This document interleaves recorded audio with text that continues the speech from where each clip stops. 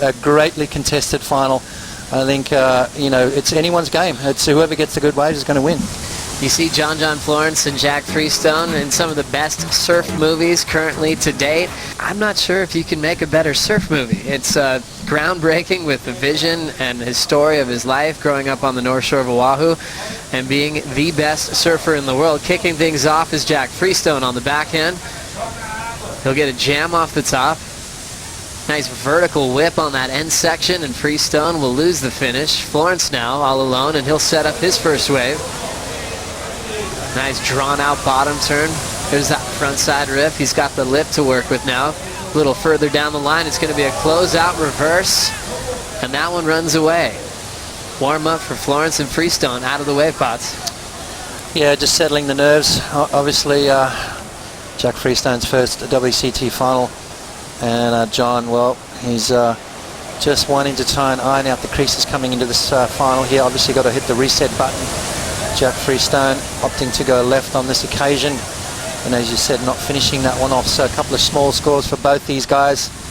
Tricky conditions out here, we've proved that, but two guys that have dealt with it just fine. Jack Freestone and John Florence.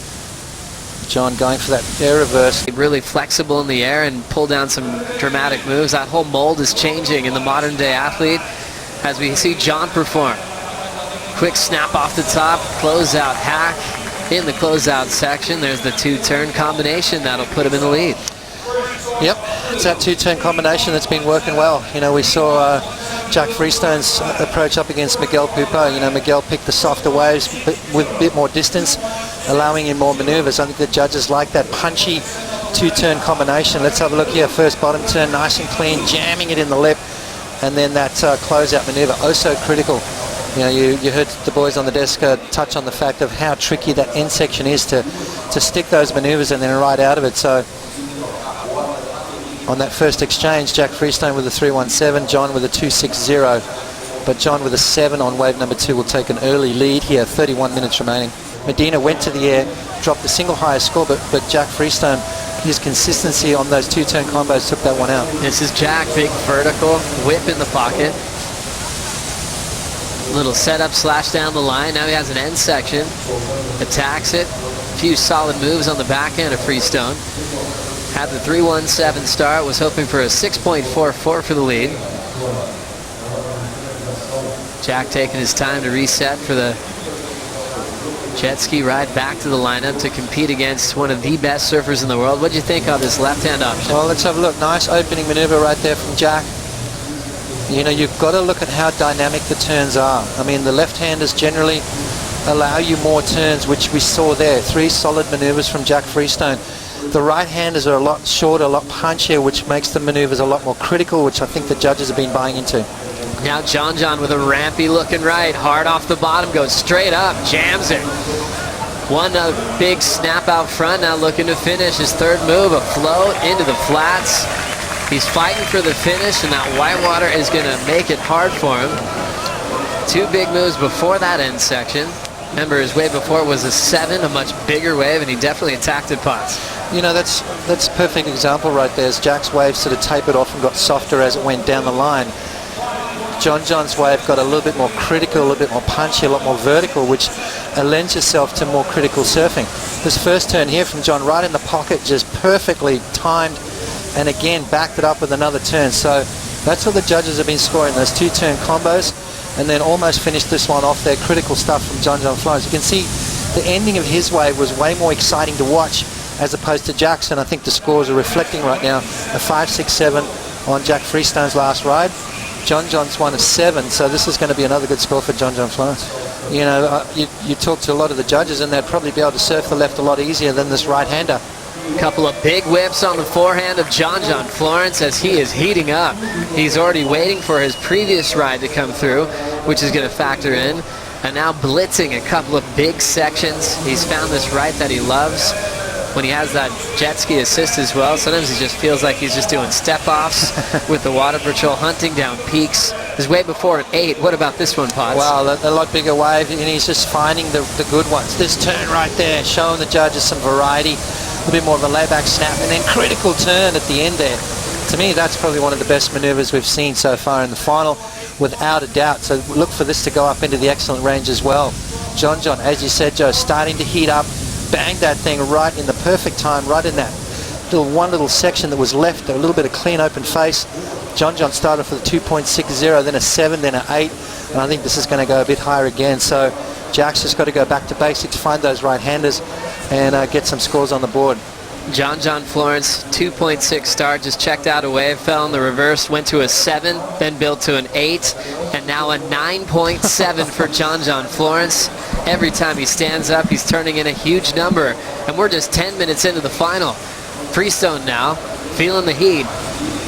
Nice clean vertical surfing, punches out the finishing move. There's that 2-turn combo he's been loving.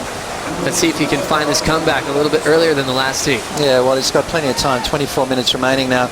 You've got to remember, Medina dropped a 9 on him and he still came back to win, but this one a little different. John's already got 2 solid scores on the board, a 9.7 and an 8, so you're looking at a 17.7 two-wave total. Jack Freestone, back to basics, that's what I like to see. Nice vertical turn through the lip, and then there's that combination of maneuvers that has been working so well for him. Back to basics, which I love to see.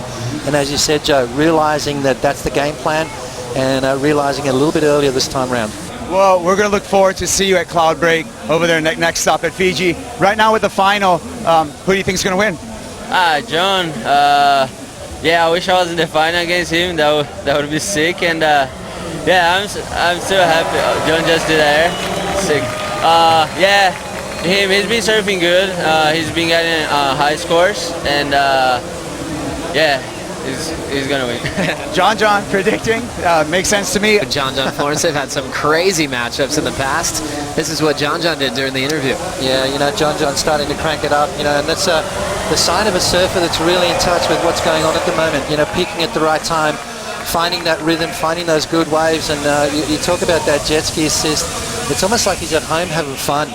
You know, some little ramps that are just providing this perfect launch pads for John. Kicking the tail out right there, just get that rotation, and as only John can do right out of those situations, standing tall. So another good score for John, a 9.27. Jack Freestone now in an 18.98 two-wave combination. Well, we thought it was difficult against Medina, and it's proving even more so against John Florence, but this kid's got talent. Let's see what he's got. Freestone now can let go as he's up now. He could go for something massive. He's going to go for a huge full rotation alley-oop. He'll lay back on the landing, and he's down. There's nothing left for him to do, really, but to just wait for this heat to end. Jack Freestone fighting for a comeback. He can go for broke. He'll go for a lofty frontside air reverse. He'll hang on. Every wave, Jack Freestone has the intent of breaking the combination. Casual tail slide, he'll drift into the inside corner. Really just looking to reset on the ski and get another attempt to come back in the seat. Like literally go for broke. We know he's got that game. This wave right here comes off the bottom. Nice little connection right there. I think to get up into that excellent range though, he's got to be doing something extra special. Nice control there from Jack. He was able to close it out for his first CT victory, coming back from break. Florence hunting the tube pots. Yeah, well, he's done everything else. He might as well get barreled as well. You know, I mean, for him to improve on his situation, he's going to have to do something really special. His low scoring ride, a 9.27. Jack with a 7.8 and a 6.03. Not enough to even get himself out of that combo situation. He's looking for a wave up into the 9s if he wants that to happen. In that Bell's final, but he had never made it that far in that specific contest. This is Freestone. Setup snap, he wants to ramp up if he can. Throws the tail towards the beach. Ends up incomplete. And now Florence looking for his first win in a little while now. Here comes Freestone. He throws the tail into reverse. Nice casual style and approach. A meaty section for him to hack through, and he'll get the finish.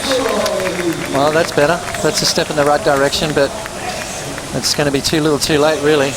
I mean, he's needing a 9 to get him out of combo, and then he's going to need another high 9 to try and win this thing, and he's got 1 minute and 45 seconds in which to do so. Let's have a look at this wave right here. Straight into that little reverse, came out of it nice and clean. That's what the judges like to see, and then tagged it at the end with that nice combination of maneuvers. So through every single round until the final, just because John Florence set the bar real high, 9-7, 9-2-7. Even when De Souza was defeated, he said when Florence is on this kind of roll, he's untouchable. Yeah. He's quick to honor him as the best surfer in the world without a world title, and he's on his way to picking up his second victory in Brazil with 10 seconds on the clock.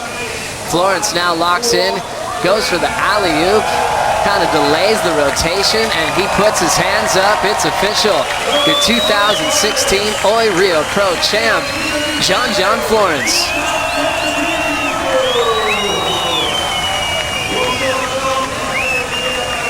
Well, Joe, you can hear the crowd. He's definitely the crowd favorite, that's for sure. I think if they could pick anyone bar a Brazilian to win this thing, it's that man on your screen right now. So impressive to see him build his campaign from the early rounds. He talked about the difficulty and the conditions, but he made it look so easy.